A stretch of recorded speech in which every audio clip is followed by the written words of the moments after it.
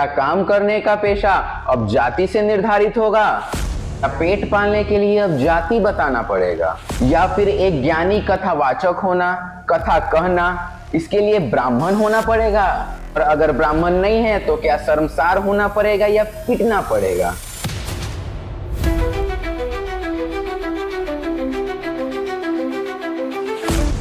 राधे राधे, जय श्री राम। आज के इस वीडियो में हम लोग देखेंगे इटावा यूपी का एक छोटा सा गांव दादरपुर, जहां पे एक कथावाचक को शर्मसार किया गया, खूब पीटा गया, गंदे से गंदे उनके साथ सुलूक किए गए क्योंकि वो यादव थे।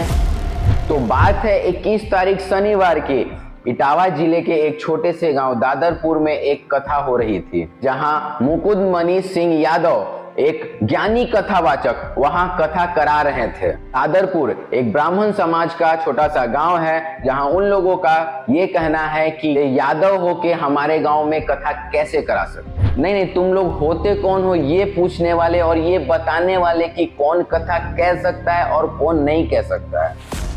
ये कहीं बात लिखी हुई है कि ब्राह्मण लोग ही सिर्फ कथा करा सकते हैं? अगर ज्ञान हो तो कोई क्यों नहीं कराए?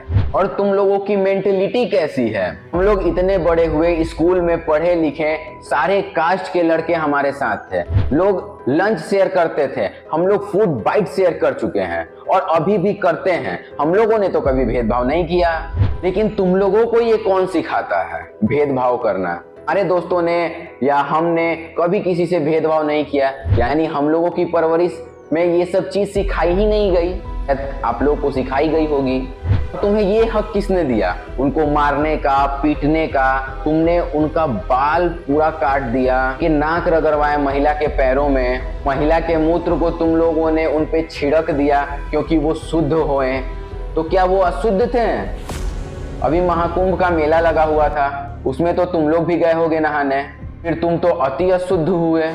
ये वही लोग हैं जो जातियों में भेदभाव कराते हैं।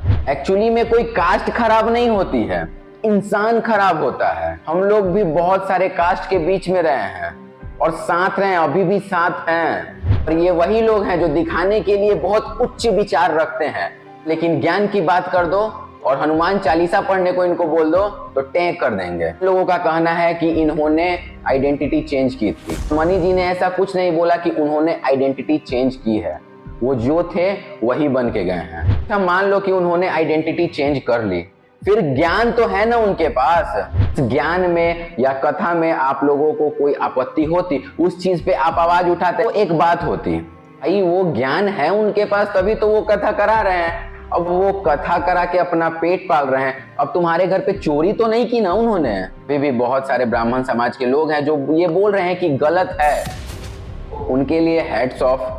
लेकिन जिन्होंने गलत को और सपोर्ट किया कि नहीं ये गलत नहीं है, वो तो भाई वही है ना। फिर आप में और उनमें कोई फर्क नहीं है। तब भगवान ने भेदभाव नहीं किया। अरे श्री कृष्ण जी ने सुदामा जी से मित्रता की, तो क्या उन्होंने उनकी जाति पूछी थी? खैर, भगवान किसी चीज में भेदभाव नहीं करते हैं। भगवान सबको दो हाथ दिए हैं और हथियार भी दिए हैं, तो वो कभी भी चल सकते हैं और किसी पे भी चल सकते हैं। उस समय आपकी जाति नहीं पूछी जाएगी। जो गलत है उसको गलत बोलने का दम रखो।